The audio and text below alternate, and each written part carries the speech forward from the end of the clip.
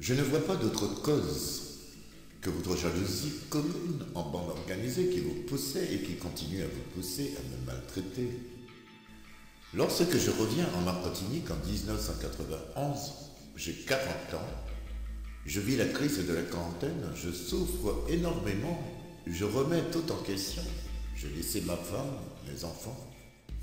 Je suis en Martinique et je ne sais pas où aller en attendant de faire un abri au bord de la rivière sur un bout de terrain que ma mère nous a laissé, mon frère, mes sœurs et moi. J'y pense. J'allais voir quand même ma tante qui était pour moi une deuxième mère. J'ai 40 ans. Je ne me souviens pas de lui avoir manqué de respect une seule fois durant toute mon existence.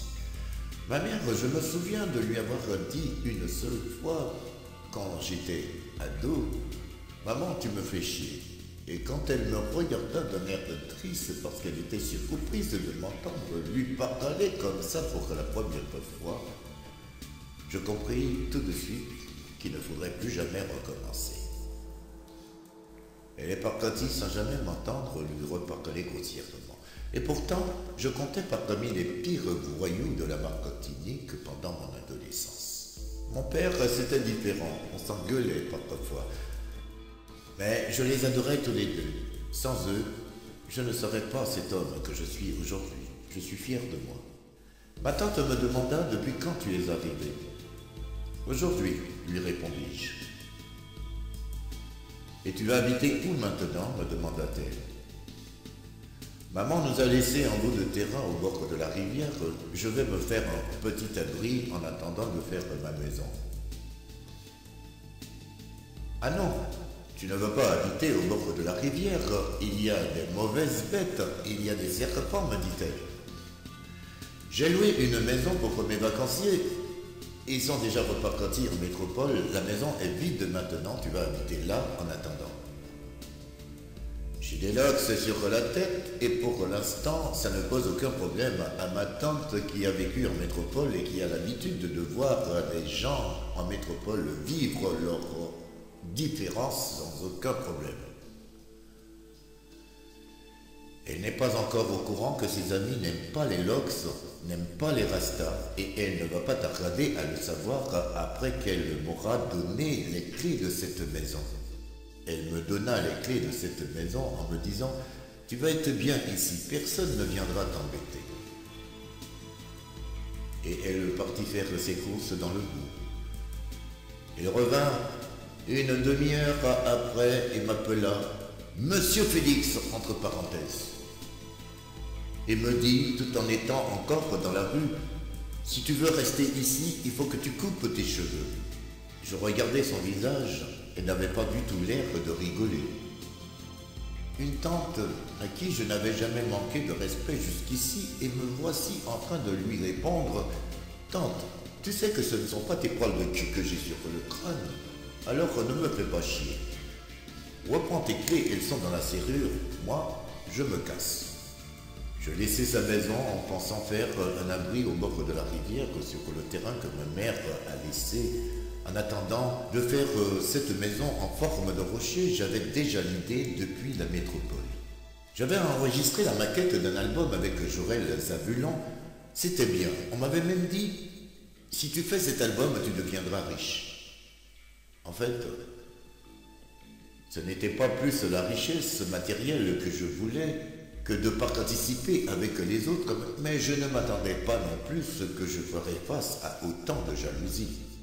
Aujourd'hui, je suis quand même content d'avoir vécu ça parce que j'ai vu comment c'est trop moche la jalousie et je ne pourrai jamais entretenir des saloperies comme ça dans mon cœur.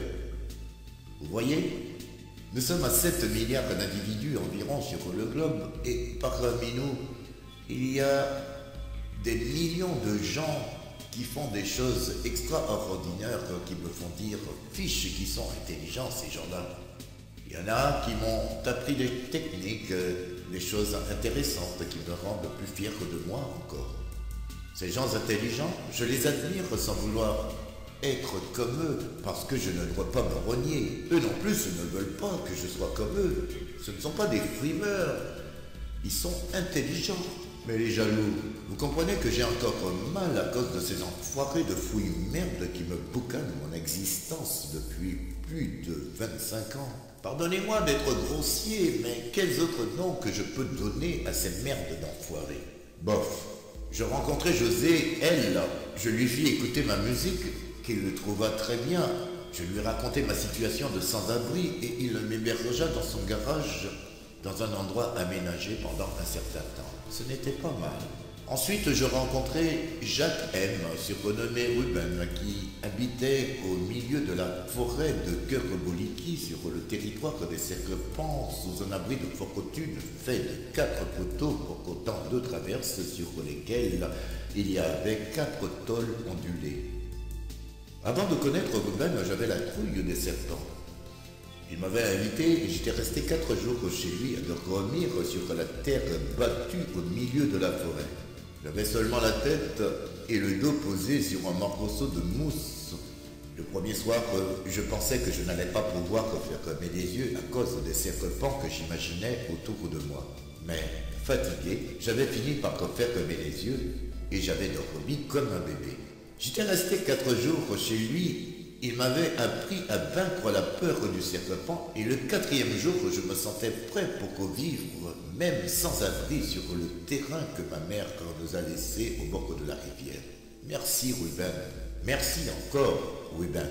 Le premier jour, je nettoyais environ 16 mètres carrés de brousse. Juste devant cette maison qui n'était que la brousse à ce moment-là, il n'y avait que des hautes herbes à la place de cette maison.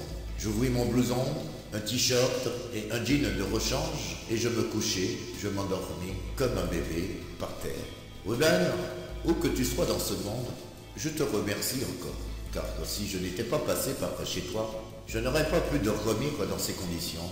Et si je n'avais pas pu dormir dans ces conditions, je n'aurais pas pu résister à la pression de ces enfoirés qui ne savent pas accepter la différence. Et si je n'avais pas pu résister à la pression de ces enfoirés qui ne savent pas accepter la différence, je n'aurais pas pu faire mon rocher. Tu étais maigre comme un clou, mais je te voyais très fort. Merci encore, mon frère. Merci Ruben, merci Emilienne, merci Alfred, merci Casimir. Heureusement qu'il y avait vous, qu'il n'y avait pas que des enfoirés, sinon je n'aurais pas pu tenir 10 ans. Un matin, je me levais, je me lavais et je m'en allais dans le village en espérant rencontrer quelques amis qui voudraient bien me prêter quelques outils pour nettoyer mon terrain. Je n'avais pas d'argent pour acheter des outils. Je rencontrai Emilienne à R, une amie d'enfance qui m'invita à manger chez elle. À table, je lui dis que je veux nettoyer mon terrain, mais je n'ai pas d'outils et je n'ai pas d'argent pour acheter des outils. Elle me donna une houe, un coup de plat et une toile de plastique qui mesurait environ 20 mètres carrés. Je repartis sur mon terrain. En arrivant, je vis un sommier métallique appuyé sur le talus en face. Avec le coutelas, je coupais 9 bambous avec lesquels je fis une charpente de fortune que je recouvris avec la toile de plastique pour m'abriter seulement de la pluie. Le sommier métallique appuyé sur le talus, je ne me posais pas la question de savoir qui l'avait posé là, qui était couché dessus. Je le pris et l'installai sous mon abri de fortune et ensuite j'ouvris mon blouson, mon t-shirt et un jean de rechange en guise de matelas sur le sommier. La nuit, je me couchais, je m'endormis et ce fut la 2e nuit. 2 ou 3 jours plus tard, Alfred JR passa dans le coin et me vit en train de nettoyer le terrain. Il vint vers moi et me dit « C'est ici que tu habites maintenant ?» en voyant son sommier sous mon abri de fortune. « Je suis bien obligé, personne ne veut m'accepter à cause de mes cheveux, » lui répondis-je. « Le sommier, c'est moi qui l'avais posé sur la terrasse, » me dit-il. « C'est pour moi que tu l'avais mis là ?» lui demandai-je.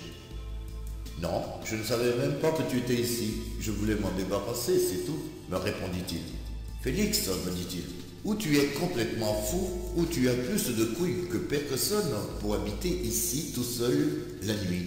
Parce que moi, je ne pourrais pas habiter ici tout seul, même en plein jour. S'il savait que je n'avais pas d'autre choix. » Alfred fait partie des gens que j'apprécie beaucoup. Il avait écouté la maquette que j'avais enregistrée avec Joël de Zabulon. Il croyait en moi. Il voulait m'aider. Il m'aidait pour trouver un producteur. Il m'amenait par contour, en voiture, à Vespa. Il voulait que je fisse cet album. Je ne voyais aucune jalousie en lui. Quand j'étais dans le garage de José, je pensais déjà faire ma maison en forme de rocher, mais pour que ça, j'aurais besoin d'argent seulement pour acheter du grillage triple torsion, du ciment et du fer 6 et 8, et le reste je le prendrais dans la rivière. Je demandais à José un rouleau de fil de fer qu'il avait dans son garage et il me l'avait donné. De ce fil de fer, j'avais coupé des longueurs de 60 cm, ce qui représentait des fers 6 et 8 à l'échelle 1/10. Je faisais comme ça pour compter le nombre exact de fer qu'il me faudrait pour construire ma maison en forme de rocher. Sur un carton, j'avais dessiné la forme de base d'un rocher à l'échelle 1/20. Et j'avais fait une armature métallique avec ce fil de fer que j'avais coupé en lui donnant la forme d'un rocher et en tenant compte de la hauteur pour l'espace habitable. Je multiplierai le fer par 2 pour avoir le nombre exact pour cette construction. José, me voyant faire comme ça, me dit « Tu deviens en enfance maintenant? Qu'est-ce qui te prend ?» Je tentais de lui expliquer, mais il ne prit pas la peine d'écouter. Je partis voir mon oncle, le petit frère de ma mère, qui avait le plan du terrain. Il me donna le plan. Nous sommes 6 héritiers et cette part que j'ai prise pratiquement dans le lit de la rivière ne représente pas un 6e. Au début, mon oncle voulait m'aider. Nous étions même allés voir Émile Maurice pour lui demander de m'aider. Puis après, je ne sais pas pourquoi, il était devenu le pire des enfoirés pour me faire des sales coups. Je suppose que c'était en voyant cette maison que je faisais que la jalousie avait envahi son cœur. Ce n'est pas facile de vivre sa différence au milieu des tarés. J'allais voir Émile Maurice souvent pour lui demander de l'aide. Il me donnait de l'argent de sa poche.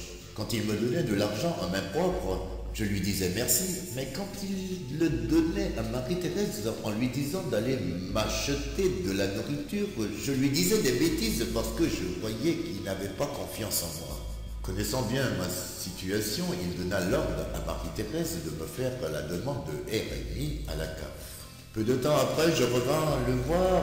Il donna l'ordre à Marie-Thérèse de téléphoner à la CAF pour leur demander de m'envoyer le RMI. Le lendemain, j'ouvris un compte postal avec 1500 francs dessus. Les 1500 francs du RMI. Je commençais ma maison en forme de rocher avec 1500 francs en pensant qu'elle sera bientôt construite pour au moins de 4000 francs parce que j'avais déjà le prix de revient de cette maison dans ma tête. Le RMI m'avait été retiré peu de temps après sans que je susse pourquoi. Mademoiselle Zahir, qui était assistante sociale, m'avait expliqué très clairement pourquoi le RMI ne m'avait pas été versé. Ce que nous ignorions tous les deux, c'était pourquoi je ne recevais jamais de feuille de déclaration trimestrielle, ni aucun de mes courriers pendant toutes ces années. Vous saurez pourquoi, dans Les Martyrs 4.